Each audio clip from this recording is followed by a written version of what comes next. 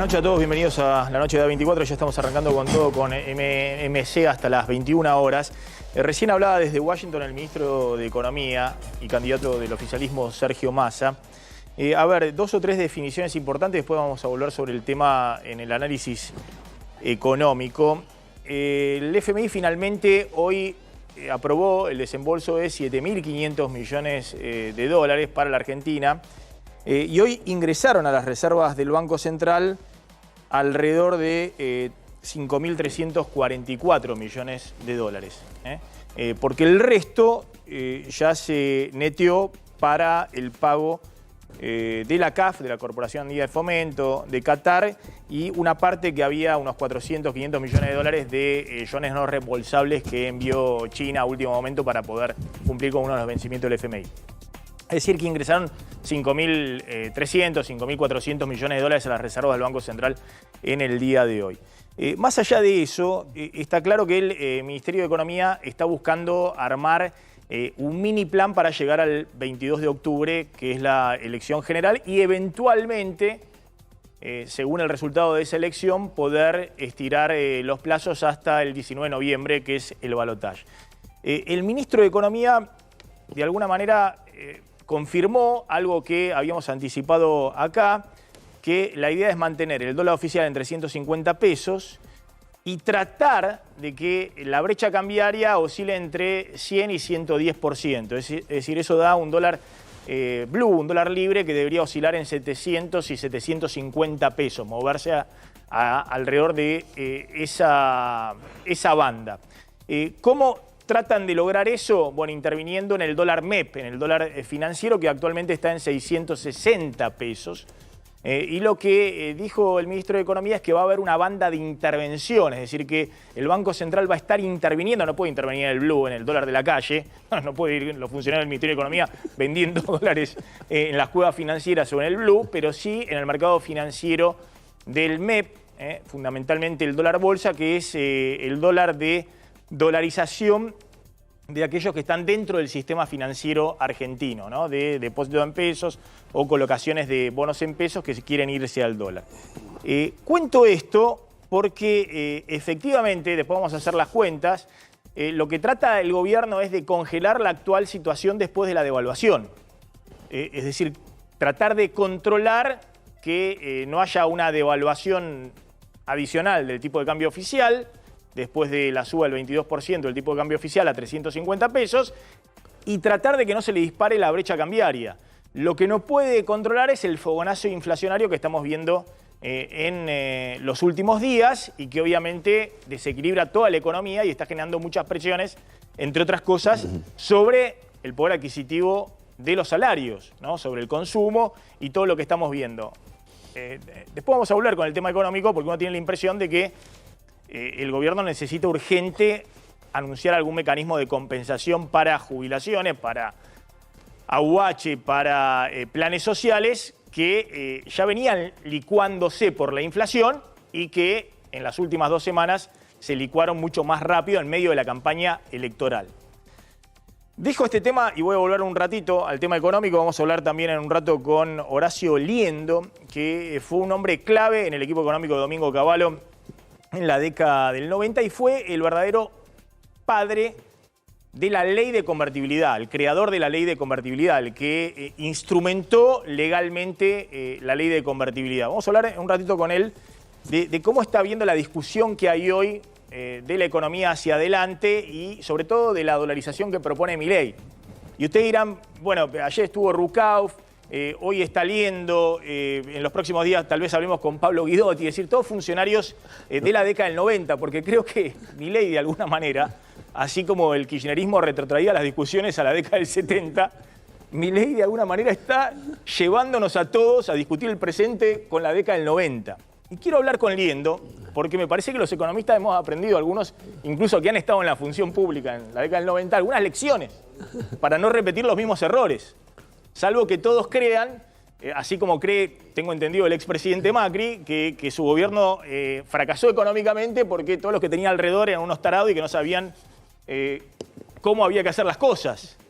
Pero no son tan simples los problemas. Lo mismo que en el 90, digamos, lo que pasó con el 2001, en el final de la convertibilidad no fue que el mundo se complotó contra la Argentina y la Argentina no supo mantener un esquema económico que se podía sostener en el tiempo. No, pasó, explotó. Entonces vamos a ver en un ratito con Liendo, me interesa mucho la opinión de Liendo. Yo he sido muy crítico de la década del 90, pero es cierto que la convertibilidad sirvió para acabar inicialmente con 2 hiperinflaciones. Y la Argentina necesitaba eso porque si no iba a la disgregación social. Los saqueos, bueno, todo lo que hemos visto en el 89, que hemos visto en el 2001 y ahora me meto en lo que estamos viendo hoy. Un ratito hablamos con Horacio Liendo. Bueno, el gobierno de la provincia de Buenos Aires ha admitido que anoche hubo más de 150 intentos de saqueo en todo el conurbano y que hay 95 personas detenidas. Ahora vamos a hablar en un ratito con el doctor Gallego, porque son delitos muy graves los que se imputan a estas personas detenidas. Pero las imágenes han sido terribles. Ya podemos anticipar un poquito de eso. A ver, han pasado en todo el día, pero las imágenes han sido terribles. Esta imagen en particular no es del conurbano, sino que es de Mataderos, acá en la ciudad de Buenos Aires. Porque en la ciudad de Buenos Aires, no solamente en Mataderos, en Floresta, es decir, ha habido imágenes espeluznantes en el conurbano, en la ciudad de Buenos Aires, en Mendoza, en Córdoba, en distintos puntos del país. Me está llamando Gonzalo Sorgo justamente ahí en Mataderos, en el supermercadito, en el comercio, en el almacén, está ahí en la puerta, de lo cual veíamos las imágenes, son impactantes. Entraron creo que 35 personas. A ver, mostremos un poquito las imágenes. Y lo que se vio ahí es desesperado, la dueña y un colaborador, bueno, en la retirada de estos vándalos, delincuentes encapuchados, tratando de cerrar la puerta a ver si podían retener a alguno para saber después quiénes eran. ¿No? Esa imagen. La chica que es la dueña, tengo entendido, del local, desesperada a ver si puede frenar a alguno, que se están llevando todo y destrozaron el local. Estas imágenes se repitieron por todo el conurbano y también en distintas provincias, ¿no? Desde Rosario, en Río Cuarto, en Córdoba capital, en Mendoza y en otros lugares del país. Gonzalo, ¿qué tal? ¿Cómo estás?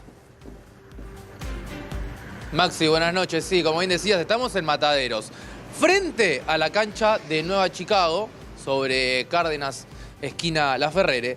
Y vos recién mostrabas las imágenes de lo que era este supermercado ayer a esta hora. Entre las 7 y las 8, entre 30 y 35 personas ingresaron y se llevaron todo lo que pudieron.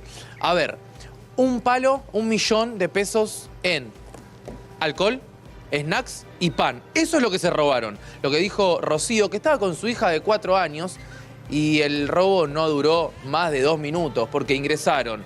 Tenías el alcohol en la entrada, del lado derecho el snack, del lado izquierdo el pan, agarraron lo que pudieron. En la parte de arriba había algunas botellas un poco más caras. Se llevaron eso. La dueña, Rocío, trató de Gonzalo, Rocío, ahí la estamos viendo en las imágenes.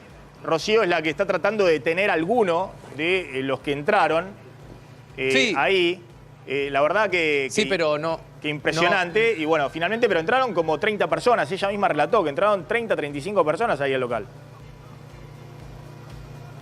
No lo logró, Maxi, porque voy a girar un poquito y te voy a mostrar. Vinieron corriendo estas 35 personas desde La Ferrere y cruzaron Cárdenas. Cuando ingresan, vienen a una velocidad que entran 30 personas, agarran todo y Rocío claramente no pudo frenar a ninguno. Eso se ve en este momento en la imagen, muy impresionante. Vienen directamente orientados a ir a saquear el local.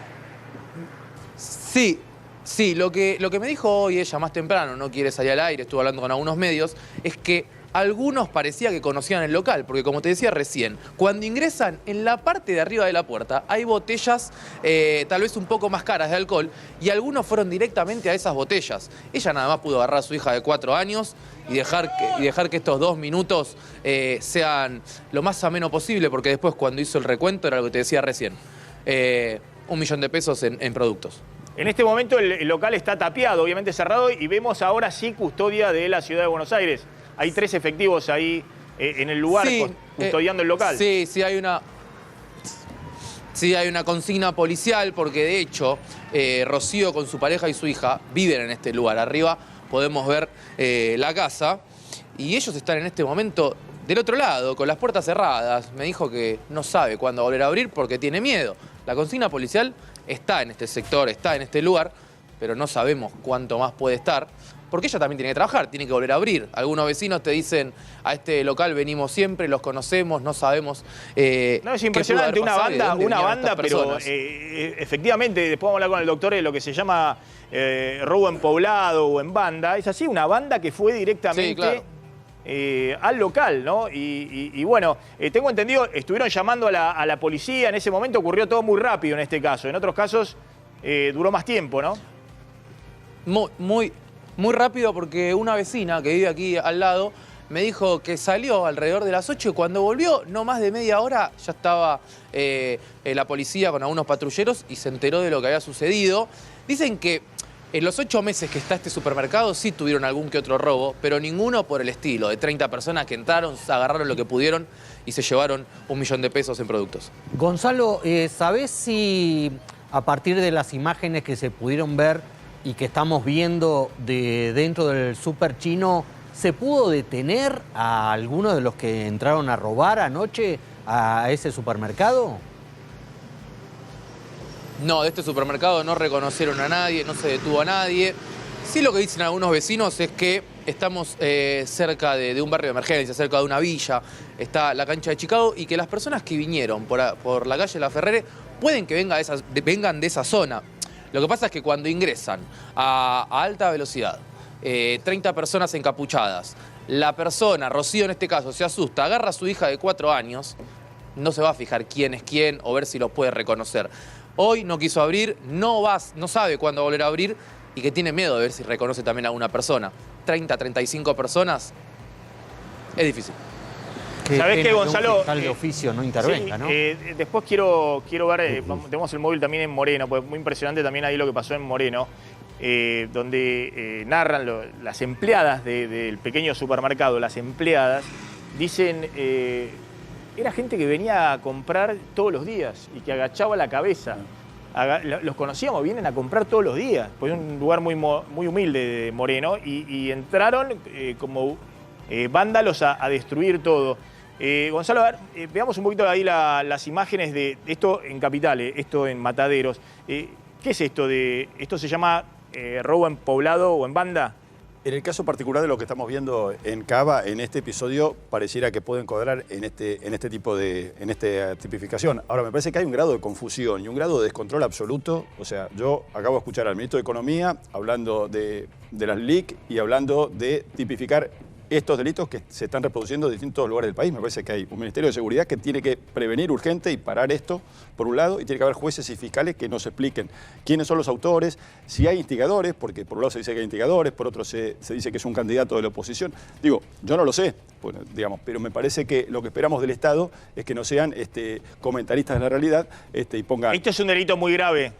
No, es un delito gravísimo. Lo que acabamos de ver es un delito gravísimo. Tipificado en el Código Penal con penas muy elevadas. Efectivamente, por los agravantes, por ser en poblado, por ser en banda, y habrá que ver si hay instigadores, que esto agrega, digamos, más al concurso de delitos. No, a mí lo que me sorprendió hoy, recién, el ministro de Economía desde Washington, dijo lo que uno esperaría que hubiese dicho ayer el presidente. Digamos, porque el presidente estaba silente.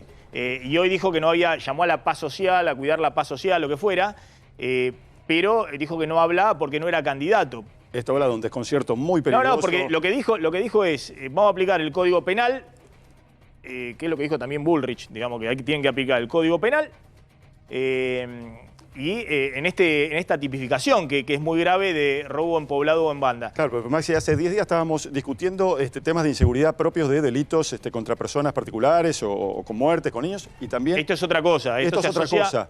Pero lo anterior también se comentaba sobre esa realidad, apareció una hipótesis, después otra, ahora aparece todo. Me parece que hay una situación, una desarticulación total, y esto es realmente grave. Máxime si las hipótesis que algunos funcionarios dicen se comprueban, pero tienen que comprobarse por parte de los organismos que trabajan en esto, ¿no? Massa anunció también que iba a haber un resarcimiento de 7 millones de pesos para los damnificados. En este caso es 1 millón, pero en los otros son 5 millones de pesos, son 7 millones de pesos los supermercados. Pero a ver si podemos mostrar también lo que ha pasado.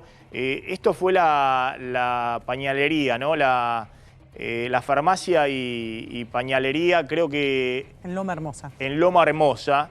Eso es muy impresionante porque salen 3 sujetos, 3 empleados. El dueño de la pañalera, claro, su familia. con escopetas, a defender el local. Sí, porque el dueño de la pañalera se dedica, le gusta salir a pescar y a cazar, es legítimo usuario de armas, entonces con las armas que tenía en su casa salió a defender su negocio. Esas imágenes muestran la ausencia total del Estado, porque ahí tiene que estar la policía patrullando y controlando. Pero por otro lado, lo que muestran es que así como fueron por las botellas de alcohol o de whisky, que bueno, en algunos casos tienen que ver con grupos organizados, no exactamente el 2001, donde veíamos que iban toda la familia a buscar las bolsas de comida y entraban en todos lados, ¿no? Claro, pero esto se arregla con que el Estado diga, les doy una suerte de seguro al que le roban, o esta situación masiva que está ocurriendo casi en orden nacional tiene un freno y una investigación en serio. Calvo. Sí, de alguna manera el gobierno ayer lo que planteaba es que todos estos ataques estaban organizados desde redes sociales, desde mensaje de WhatsApp, algunos que fallaron, algunos que no se produjeron, pero que todos estos otros que también se dieron en la realidad habían sido organizados previamente. Lo cierto es que el presidente salió hoy a llamar a la calma, pero quien había agitado desde el punto de vista político, lo digo fuertemente, las sospechas sobre específicamente la gente de Javier Milei fue la propia vocera del presidente de la Nación. No fue un funcionario de segunda jerarquía y de alguna manera la dejaron sola los ministros que supuestamente se ocupan de estos temas. El Ministerio de Seguridad de la Nación. Le preguntaron a Aníbal Fernández, el ministro de Seguridad, y dijo no tengo datos. Es decir, el ministro de Seguridad lo que hace es desvirtúa a la vocera presidencial. Claro. Porque se supone que el Ministerio de Seguridad tiene fuerza de inteligencia, tiene no solamente en la Policía Federal, sino también en Gendarmería, en las otras áreas, para poder saber si hay WhatsApp organizado y demás. Tiene todos los elementos. Dijo, no tengo datos para identificar ahí atrás a una fuerza política. Fijémonos esta continuidad desquiciada del gobierno sobre este tema. Arranquemos con Alberto Fernández hoy a la mañana planteando su postura, finalmente habló, sobre el tema, dijo muchas cosas, todas bastante inconducentes, pero específicamente sobre el clima social, sobre estos saqueos. Y les pido también a todos y todas que cuidemos nuestra convivencia democrática, porque también hemos visto hechos en estos últimos días que evidentemente estuvieron organizados. Por favor, que no nos rompan la tranquilidad pública, que no nos rompan la paz social, que no nos rompan la convivencia democrática. Y aquellos que creen que es un buen modo incentivar la violencia, les pido por favor, hemos vivido demasiada violencia en esta Argentina como para seguir soportando violencia. Hemos vivido muchos momentos ingratos como para volver a repetir innecesariamente momentos ingratos. Les pido que trabajemos para eso. Hasta el último día de mi mandato pondré todo mi empeño, todo mi esfuerzo para que los argentinos y argentinas mejoren su calidad de vida, mejoren sus condiciones de vida, para que la justicia social exista y no ande alguien diciendo que eso es una mentira irrealizable. Yo soy parte de una generación que luchó y que... económica gravísima. En una situación económica donde tenías 40% de pobreza, devaluaste hace poco más de una semana, la inflación que venía al 8% anual, 120, 130, pegó otro salto. Ahora está, no sabés si tenés... La inflación que midieron consultoras privadas de alimentos puede estar en el 15% en agosto, 16%.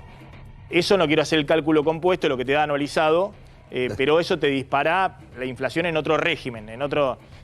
hasta ahora, trataron de anudarlo del FMI, no hay ningún anuncio de cómo se recompone el bolsillo, que no es fácil tampoco, no. porque es poner plata por un bolsillo y que se vaya por otro con más inflación.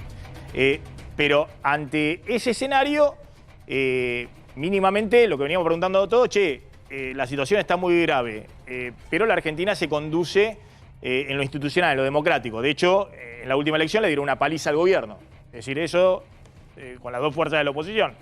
Ahora, ¿cómo se sigue hacia adelante? Bueno, una cosa es la economía y otra cosa es cómo pones el orden. Cómo se maneja el gobierno en términos de imponer el orden en este contexto, Javier. Sí, y la manera que encuentra el presidente indudablemente es llamar a que haya calma. Y de alguna manera no hacen mucho para que haya calma. Así que me parece que es un triángulo un poco complicado, ¿no? Como el triángulo de las Bermudas, se pierde cualquier cosa que se diga. Está Javier Balbo en Cristian Balbo en José León Suárez. Me lo confundí ahí con José León Suárez. ¿Qué pasó, Cristian, ahí en José León Suárez? Me imagino que tenemos las imágenes de lo que pasó ahí, sí. Sí, Maximiliano, fueron 2 intentos de robos organizados que se registraron en José León Suárez. Estamos sobre la avenida Brigadier Juan Manuel de Rosas. El primero se registró ayer, poco después de las 20 horas, y el segundo en el día de hoy, a las 4:15 de la tarde, aquí en un supermercado express. Lo interesante del caso es que en ambas situaciones fueron frustrados los robos organizados por los propios comerciantes, empleados y vecinos de la zona. En este caso hay una curiosidad también. Está a media cuadra de la comisaría cuarta de San Martín. Esto ocurrió por la tarde de hoy. Tuvieron que sumar personal de seguridad privada después de este episodio. Bajaron la persiana durante aproximadamente 2 horas. Recordemos que en el día de ayer fueron 94 en total las personas detenidas por robo en banda y en poblado, que prevé una pena por el artículo 67 bis del Código Penal de 5 a 15 años de prisión. Se refirió inclusive el propio ministro de Economía en este sentido, que se va a aplicar la ley recién desde Washington, y también un resarcimiento para los comerciantes que fueron en el día de ayer asaltados. Pero te digo, mucho patrullaje policial de las Fuerzas Especiales, la Unidad Táctica de Operaciones Inmediatas de la Policía de la Provincia de Buenos Aires, de a 3 o 4 patrulleros, y también por aire. Llevamos unas 3 horas aquí en José León Suárez. En al menos 3 oportunidades vi el helicóptero de la Policía de la Provincia de Buenos Aires por disposición de Sergio Berni sobrevolar toda esta zona de José León Suárez. Frustrado el intento de robo organizado en este supermercado express en el día de hoy, te repito, por los propios empleados y comerciantes. En el supermercado chino, otro dato curioso es que algunos vecinos salieron con armas, según me dijeron, con balas de goma, para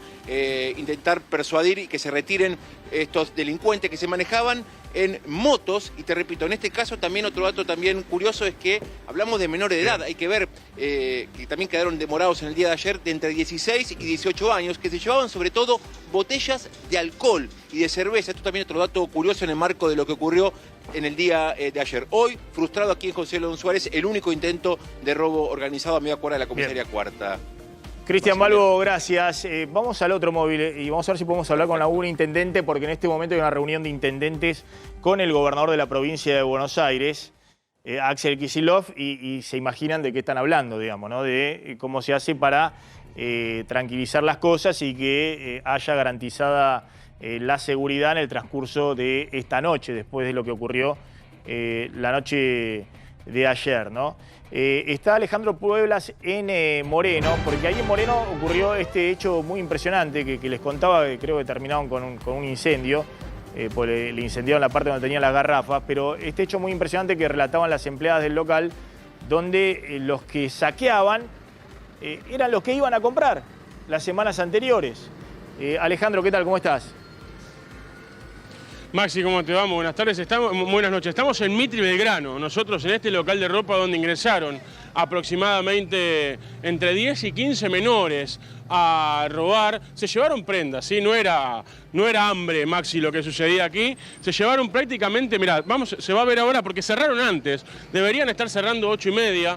De esta persiana, te lo voy a hacer gráfico, de acá hasta acá, donde te voy a marcar ahora, hay un perchero, bueno, se lo llevaron íntegro. Además de eso, llevaron pilas de remera que se pueden ver de este lado. Obviamente ahora algunas repusieron, había en otro lado del local, pero esas pilas completas de camisas y remeras se las llevaban y las ponían en bolsa, mientras una empleada intentaba salvar su vida y tirarse debajo de un mostrador.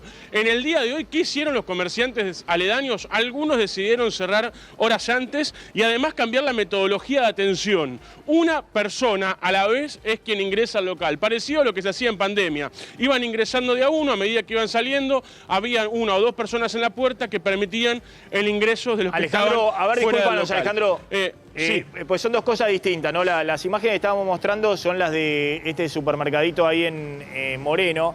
En otra zona, veo que estás ahí en Moreno Centro, digamos, en la zona más comercial.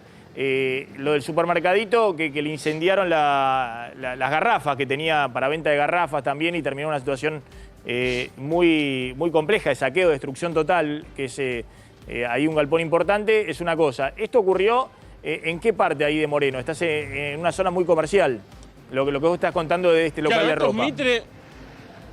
Sí, esto es Mitre Belgrano, pleno centro de Moreno, donde ingresaron entre 10 y 20 menores y robaron casi toda la mercadería en ropa que había en este lugar, y una joven tuvo que esconderse, que era la empleada, detrás del mostrador, tratando de resguardar prácticamente su vida, porque obviamente estaban armados, estaban violentos, y así como ingresaron, tuvieron que huir porque los vecinos, aquí los demás comerciantes, empezaron a hacer sonar las alarmas y a tratar de acercarse, y en ese momento huyeron en moto, se acercaron una manada de 20 motos. Lo otro seguramente que se está viendo en imagen es un supermercado que fue atacado, también obviamente en los adentros de aquí de Moreno, por lo que dicen los dueños, los mismos vecinos. No solamente hirieron a los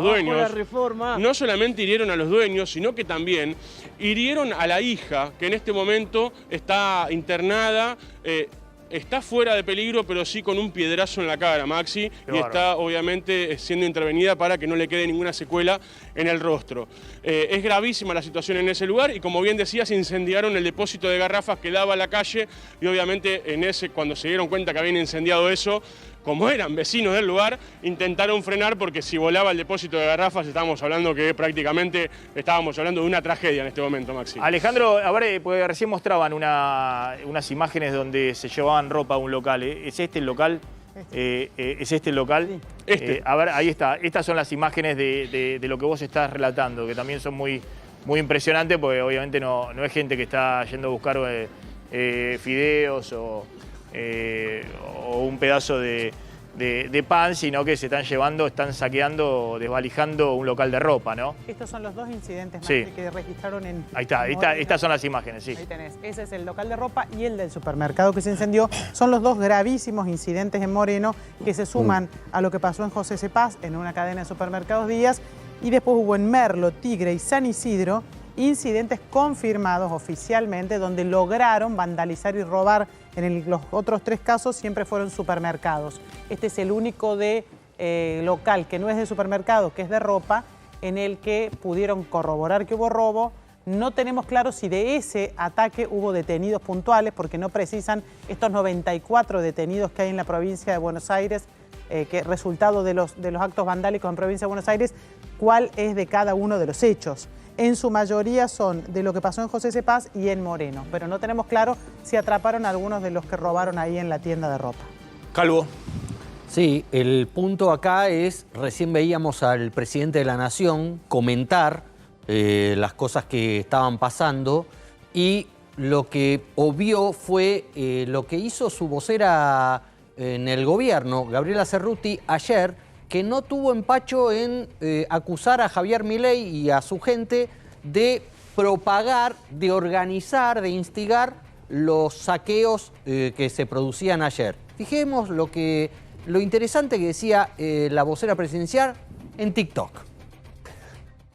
La verdad es que desde el viernes están haciendo correr en las redes, armando, es organizado, no es nada espontáneo, a través de grupos de WhatsApp, todos ligados a las cuentas de Libertad Avanza, todo ligado a Javier Milei, diciendo que hay saqueos, que hay rumores, que hay cosas. ¿Eso qué hace? Hace que la gente efectivamente se asuste, corran en los negocios diciéndole a la gente va a haber saqueos, y entonces los comerciantes cierran. Después suben a las redes las imágenes de esos comerciantes cerrando diciendo vieron que hay saqueos. No hay, vos pasaste corriendo antes diciéndole que esto iba a pasar. Entonces, esto es una operación armada por la gente de Javier Milei, que tiene como objetivo generar desestabilización y que tiene como objetivo generar incertidumbre y ir contra la democracia, porque son profundamente antidemocráticos.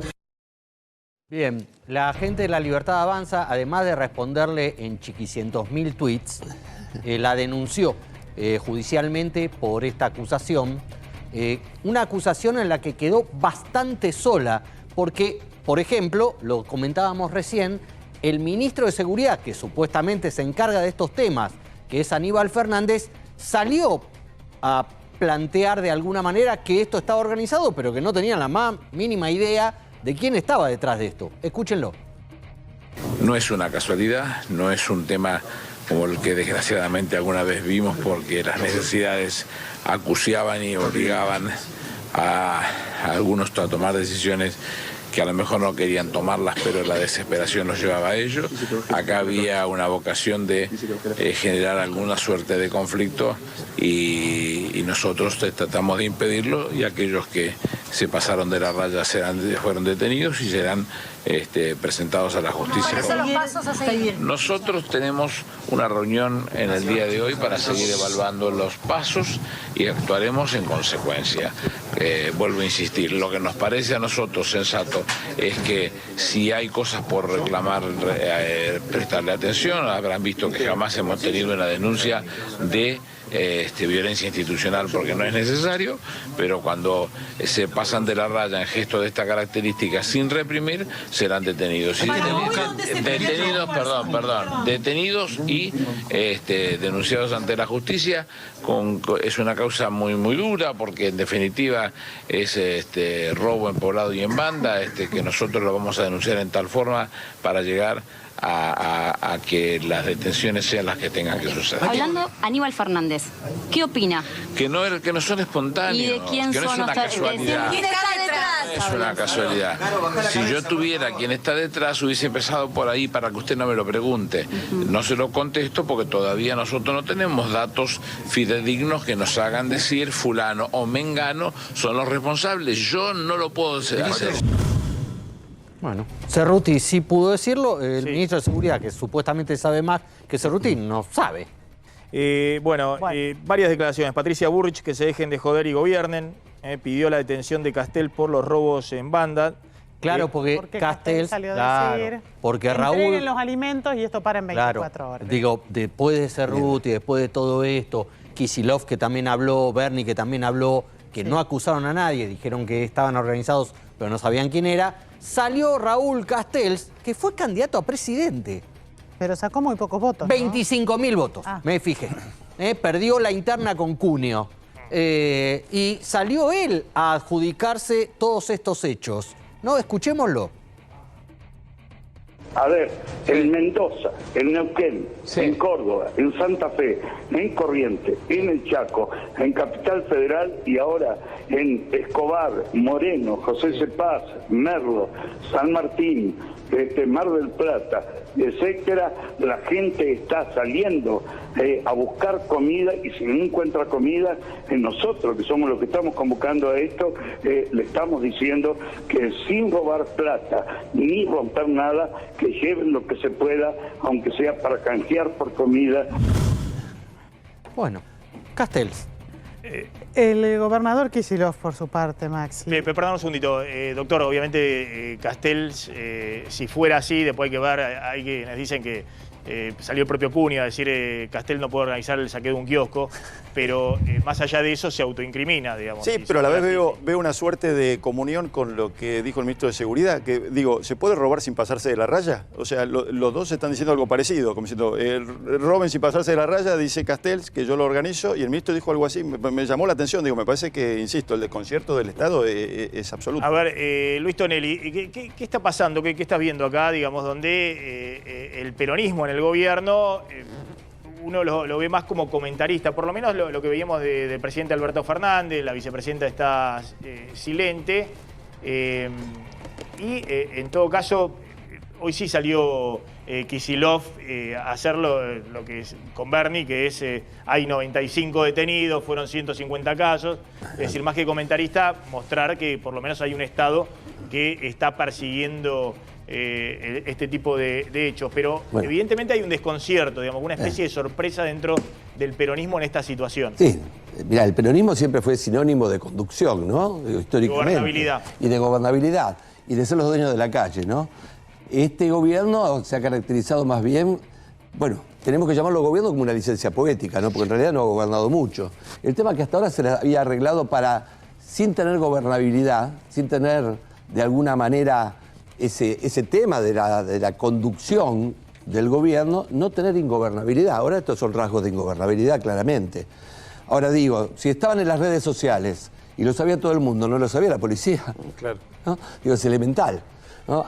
Por el otro lado, son grupos que van directamente por las bebidas, ¿no? Y son muchachones que entran, ¿no? Como una patota.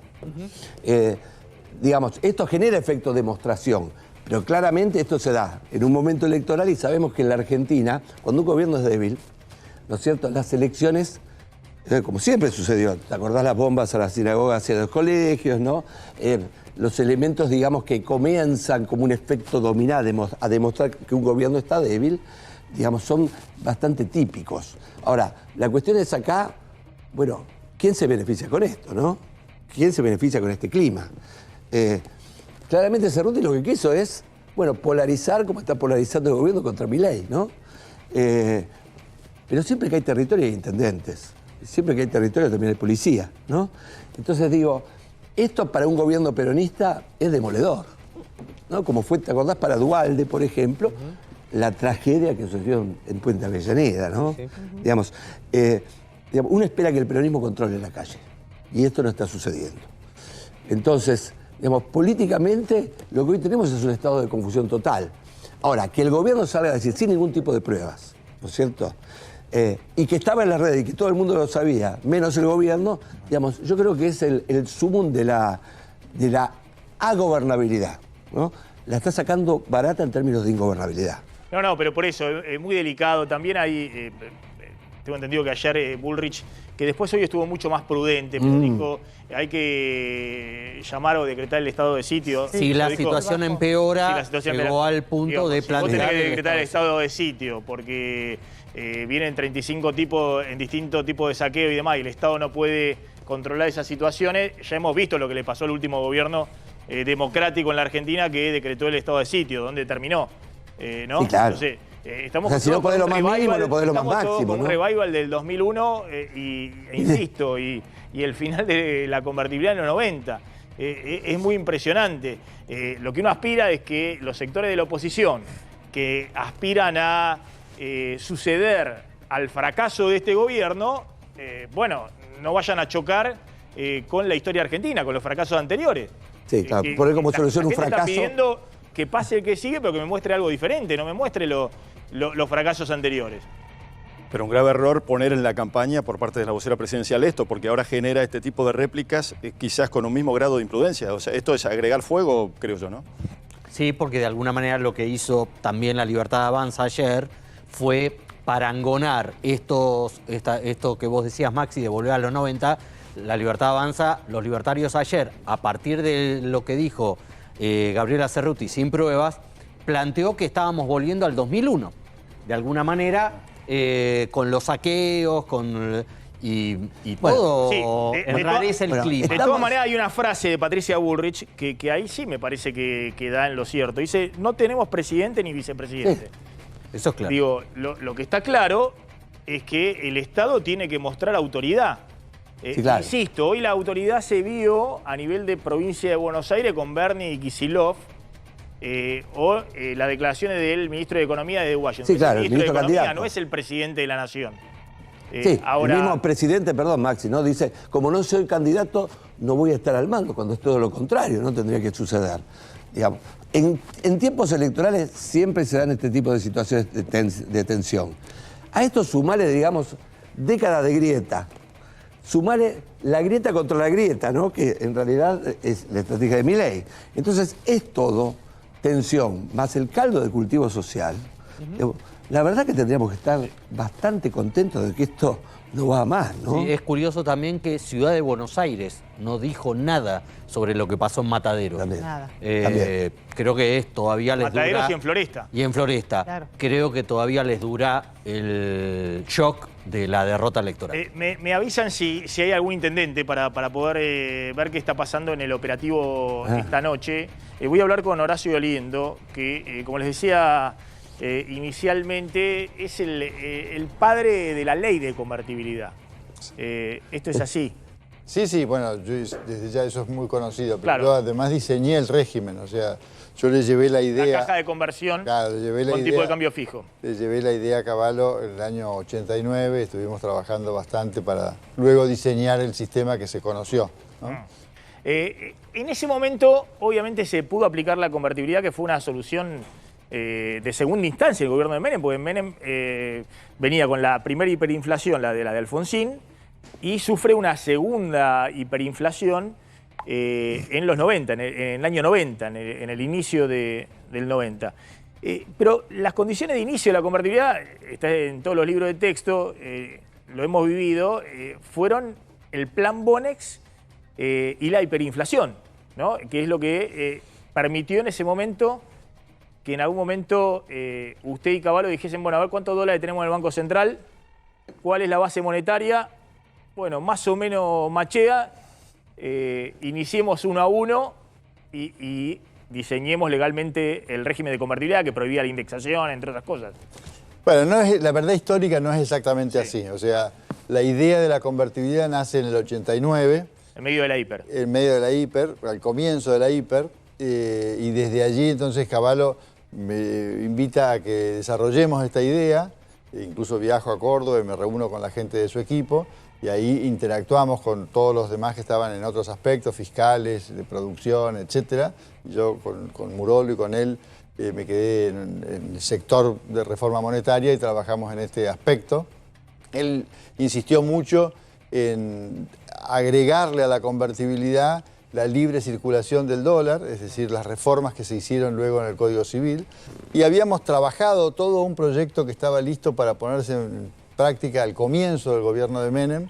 En ese momento no teníamos reservas suficientes, o sea que era una convertibilidad un poco diferente, en el sentido de que mientras se acumulaban las reservas, el Banco Central iba a comprar dólares, pero no iba a vender dólares, sí se iba a fijar el tipo de cambio, y más o menos habíamos estimado que la base monetaria necesaria eran 4.000 millones de dólares.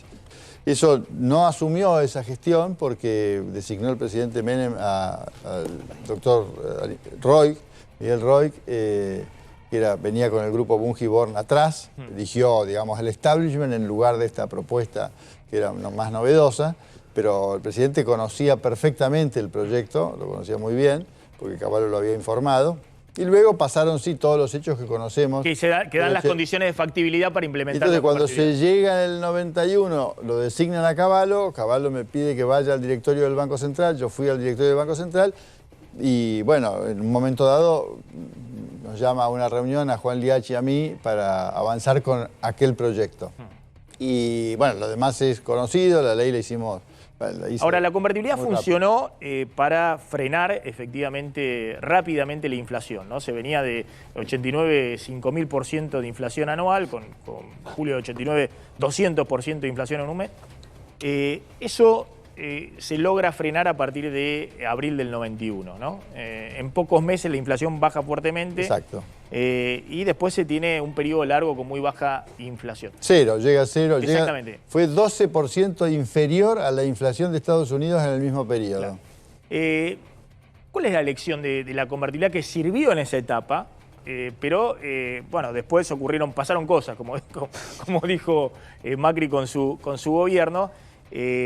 Básicamente empieza a devaluar todo el mundo, empieza a devaluar el sudeste asiático, después Brasil en enero del 99, y la economía entra en una recesión muy fuerte, ¿no? que dura 3 años largo, se dispara el desempleo, empieza a generar tensiones sociales muy grandes, con cero de inflación, con cero de inflación. ¿Cuál es la lección? Digo, volviendo ahora directamente, porque me interesa su opinión, tengo entendido que está hoy trabajando en los equipos de Patricia Bullrich, respecto a la discusión que se da hoy de la dolarización y cómo frenar esta inflación también en un régimen muy alto de inflación. Bueno, la discusión sobre el 2001 nos llevaría a todo un programa y probablemente más que uno. O sea que vamos a concentrarnos en la situación actual. La situación actual es completamente diferente a aquella del 2001. Primero porque veníamos de una década de estabilidad que generó una inercia de estabilidad, incluso a pesar de una devaluación del 400% como fue la devaluación de Duhalde en el 2002. Entonces, hoy no estamos en esa situación. Además, en aquel momento la hiperinflación que había ocurrido efectivamente había destruido los activos financieros y los activos monetarios.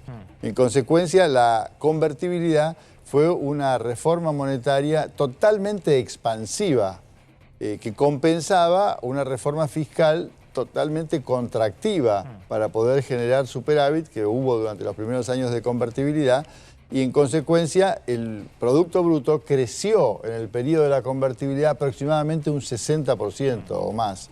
Entonces, eso se ve en los números, porque empezamos con una base monetaria de 4.000 millones de dólares, llegamos a un pico de 16.000 millones de dólares, en el 98 aproximadamente, y luego, aún en el diciembre del 2001, estábamos en 12.000 millones de dólares de base monetaria, es decir, 3 veces más que la que teníamos al comienzo.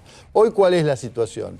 Hoy tenemos 20 años de inflación, con distintos niveles de inflación, después de haber destruido los ahorros en dólares que existieron, porque en base a la reforma que impulsó Caballo sobre la circulación del dólar, la mitad de los depósitos de la gente eran en dólares, la mitad eran en pesos, llegamos a tener un sistema financiero del orden de los 100.000 millones de dólares, o sea, un 30% del Producto Bruto, todavía inferior a los países maduros que tienen alrededor de un Producto Bruto. Sí, igualmente yo tengo una discusión respecto a eso que no eran dólares reales, que los dólares reales no estaban. Por eso la gente cuando fue a buscar los dólares los dólares reales estaban. Lo que pasa es que los dólares reales en cualquier sistema financiero, vamos a Estados Unidos y le pedimos un retiro del 40% de los depósitos, no los puede devolver porque están prestados. Pero doy un ejemplo. Si es el sistema financiero. Pero perdón. No me quiero enredar con el 2001 porque... Quiero decir una cosa respecto a la tranquilidad de hoy. Si algo hemos aprendido los argentinos después del 2001, que no puede haber descalce de moneda. De hecho, a Macri se le fueron el 45% de los depósitos en dólares y no hubo un solo banco que tuviera dificultades en el gobierno de Macri para devolver los dólares. A Cristina se le fueron también el 50% de los depósitos en dólares, una corrida muy grande, la gente llevándose los dólares a los bancos y no hubo un solo banco que tuviera dificultades para devolver los dólares. ¿Por qué? Porque los dólares de los depositantes están prestados a exportadores, que cuanto más se devalúe, más dólares consiguen. Pero digo eso solamente porque eso lo aprendimos, que el sistema financiero, pese al descalabro de las últimas 2 décadas, no sufrió lo que sufrió en el 2001. ¿no? Bueno, ese es es un second best, como se dice en economía, es decir, un segundo mejor. Yo puedo decir, tengo un segmento marginal de depósitos en dólares y, en consecuencia, impido que esos depósitos en dólares se presten a quienes no generan dólares, ¿no es cierto? Pero si los depósitos en dólares son el 50% del sistema, por decirlo de alguna manera, y el sector externo es el 20% del sistema o el 15% del sistema, y yo bloqueo el 50% porque no les dejo prestar a la actividad doméstica, genero una contracción, porque estoy ahorrando y estoy impidiendo que eso se preste. O sea que hay esquemas en vamos a entrar al bimonetarismo, que lo han resuelto de una manera mucho más inteligente que tratar de pintar el dinero de un color para que solo se pueda. Por ejemplo, vamos a Perú. Vamos a Perú. Pero me interesa su visión hoy de cómo está viendo esta discusión, de cómo salimos de esto. Milei tiene una visión bien clara, dice acá hay que dolarizar, no termina de explicar cómo, en qué esquema. Tengo entendido que los economistas que están alrededor de Patricia Bullrich dicen no, hoy no es las condiciones de posibilidad de ir a una dolarización o a una convertibilidad. No sé si están proponiendo ustedes o si tienen la posibilidad de hacer una convertibilidad. Se lo pregunto a usted que ha tenido la experiencia de haber yo creo que creado la convertibilidad y después haber... No están dadas las condiciones ni para una dolarización ni para una convertibilidad en este momento, por todo lo que ha ocurrido durante estos 20 años. No por lo que ocurrió durante la convertibilidad, por lo que ocurrió después y a la salida de la convertibilidad. Y las decisiones que tomaron desde el 2002 en adelante. Acá, con la especificación asimétrica, se destruyeron los depósitos en dólares. La gente depositó dólares y le dieron menos de la mitad de su valor cuando le especificaron. Se destruyeron los depósitos indexados porque los índices se los falseaban y, en consecuencia, no le reconocían la verdadera evolución de los indicadores de precios. Y se le destruyeron la moneda por la inflación. Entonces, acá hay que asumir que la salida de la convertibilidad no fue reemplazada por un sistema superador. No es que el régimen de convertibilidad tenía X deficiencias, supongamos que tuviese razón, yo no estoy de acuerdo, pero supongamos que tuviese razón, y entonces lo reemplazamos por uno mejor que ha funcionado bárbaro durante estos 20 años. No fue esa la situación.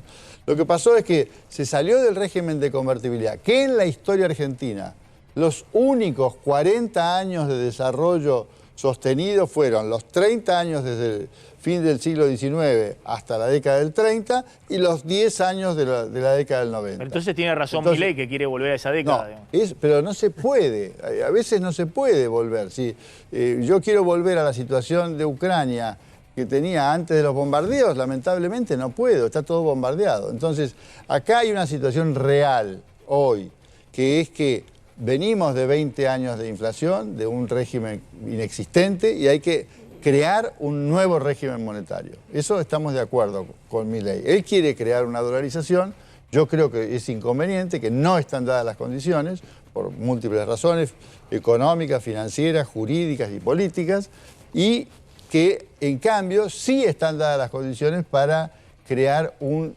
régimen bimonetario institucionalizado, como el que tienen todos los países de nuestra región. No estamos inventando nada.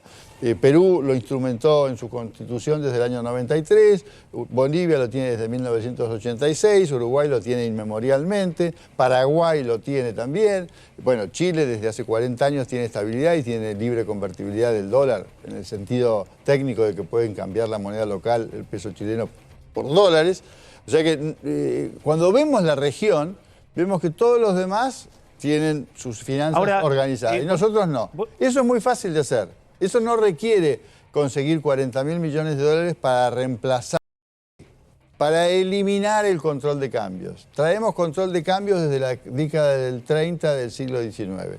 Al comienzo era eficiente, resolvió una cantidad de problemas, pero luego generó un enorme inconveniente porque paralizó, dificultó, le dio al Estado un poder enorme sobre la vida económica de los habitantes que no es... Le hago una última pregunta. Todos coinciden que es insostenible el cepo, ¿no? Pero es más que el cepo. El cepo es una El control de cambio, lo que se llama control de cambio. Lo que pasa es que se puede levantar el cepo, lo levantó Macri. Sí. Pero luego, ante la primera tormenta, lo tuvo que volver a poner. ¿Por qué? Porque está institucionalizado el régimen. Todos piensan en esos términos. Entonces lo que hay que hacer es cambiar el concepto. El concepto es no hay control de cambios, ni puede volver a haberlo, y en consecuencia hay libre competencia de monedas, curso legal del dólar, y es totalmente libre. Los exportadores reciben dólares, no tienen ninguna obligación voy a ese punto. Transformarlos en pesos. Voy a ese punto.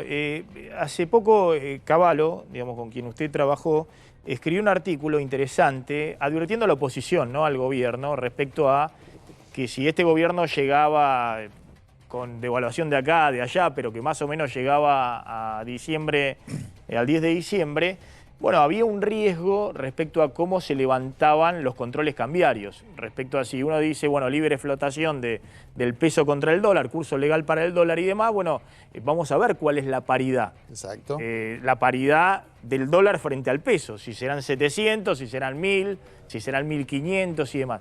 Ahí no hay un riesgo si se empieza por ese régimen monetario y cambiario y no por cuestiones más de fondo. Bueno, yo creo que el régimen cambiario es el tema más de fondo que tiene la economía argentina, porque es lo que permite que toda la actividad que alimenta al Estado, que alimenta a las empresas y que alimenta a las familias, funcione. Y cuando estamos todos trabados en el nudo de Carlos Pañi, o todos títulos parecidos, son los libros que han aparecido últimamente, bueno, no funciona en su plenitud. Entonces, sí hay una transición difícil, por supuesto que tiene razón Cavallo en que hay una transición muy difícil allí, hay que trabajar sobre la transición, pero porque hay una transición difícil que es breve en el tiempo, no nos vamos a privar de adoptar las soluciones que hay que adoptar, porque ¿cuál es la alternativa? La alternativa es mantener este sistema, eventualmente desdoblar el mercado cambiario, seguir actualizando con la evolución de los precios el tipo de cambio oficial, con lo cual la inflación va a continuar, porque si se devalúa el dólar todo el tiempo, la inflación va a continuar, y luego empiezan todos los lobbies a operar sobre si quiero que esto me lo liquiden por el dólar tal, el dólar cual, el dólar soja, el dólar agro, el dólar lo que fuese, y eso es muy difícil de desarmar. Entonces la manera, en mi opinión, es generar un nuevo régimen jurídico que dé el curso legal al dólar, que sanee el Banco Central. El Banco Central está quebrado. O sea, el Banco Central si lo ponemos a valor de mercado y evaluamos todos los activos que tienen, los títulos que le sacaron, porque al Banco Central lo quebraron de dos maneras en estos 20 años. Le sacaron las reservas para pagar deuda y emitieron pesos en cantidades industriales. ¿En qué cantidades? Curiosamente, y les pido que hagan la cuenta, dividan la base monetaria actual por la base monetaria del final de la convertibilidad y les va a dar el dólar paralelo. ¿Por qué? Porque la cantidad de pesos que emitieron es esa. Entonces, puede ser que hay momentos en que tiene picos, está 780 es un pico, pero 600, 750 le da esos números. Todas las economías exitosas que estaban muy dolarizadas a fines de los 90, todos los países de la región, los grandes, digo, estoy hablando de Brasil, de Chile, de Perú, de Colombia, de todos los grandes, lograron a partir de la crisis de Argentina, que fue todo un cimbronazo en la región muy grande, dos cosas: acumular muchísimas reservas en el Banco Central. Algunos empiezan a discutir para qué, y por las dudas, si era óptimo o no tener tantas reservas, tantos dólares en el Banco Central, esos países, y ir con tipo de cambio flexibles, es decir, un Banco Central independiente, en algunos casos superávit fiscal, en otros no, digamos, han pasado de periodos de déficit y demás, pero todos se manejan con monedas locales. De hecho, han ido a un proceso de desdolarización, que significa que se manejan más con las monedas locales que se manejaban a fines de los 90, Maxi, que tenían todo muy dolarizado. ¿Por qué vuelven las monedas locales? Porque hay estabilidad. Porque tienen menos inflación que en Estados Unidos. ¿Y por qué? Más tasa de interés que en Estados Unidos. Han tenido 20 años de bajísima inflación. Por eso, pero tomemos el caso de Perú porque es emblemático. Además porque empezó más o menos en la misma época que nosotros. Ellos en el año 93 pusieron dos reglas en la Constitución, la reforma de Fujimori. Una, mantener y disponer monedas extranjeras. Dos, el Banco Central no le puede prestar al Tesoro excepto comprando títulos en el mercado secundario. Con esas dos reglas generaron un Banco Central totalmente independiente, a pesar de ser un país que tuvo hiperinflación como Argentina, tuvo terrorismo. Que mantuvieron gobiernos de derecha y de izquierda. Tuvo crisis institucionales con golpes de Estado, tuvo crisis constitucionales dentro del sistema, de hecho tiene al presidente preso y depuesto. Atomización política, y sin embargo, el sistema monetario y financiero sigue funcionando, el país creció, tiene inflación más baja de la región. O sea, tiene los problemas que hoy tiene gran parte de Latinoamérica, la desigualdad, pero eso lo tenía no la inflación o la devaluación permanente de la moneda. Y ha crecido muchísimo, y ha aumentado su producto y ha aumentado el producto per cápita. Liendo, gracias. Gracias a ustedes. Muy interesante la charla. Liendo, el padre de la convertibilidad. Uno ahí con la autoría, con Cavallo. Yo creo que hay que aprender de la historia para el que venga a futuro. No es estuvo todo mal o es todo bien y vamos a exhumar lo que teníamos en los 90 o en otro periodo para ver si funciona y cometer los mismos errores. Gracias, muy amable. Gracias a ustedes. Vamos a ir a una tanda. Cuando volvamos, bueno, hay más información de lo que está pasando en la calle y Calvo tiene información de la política. Bueno, atención, está Adrián Saque en Estados Unidos, en Washington, porque acá habíamos anticipado una de las declaraciones de Massa hace un rato, fue que dijo que Milei, el equipo de Milei, cuando se reunió el viernes con el FMI, fue colaborativo en la negociación con el FMI. Atención, porque nosotros habíamos anticipado que dijo tres cosas importantes del equipo económico de Milei que de alguna manera dieron un alivio al gobierno. La primera, que el dólar a 7.80 era un dólar de estafa muy alto.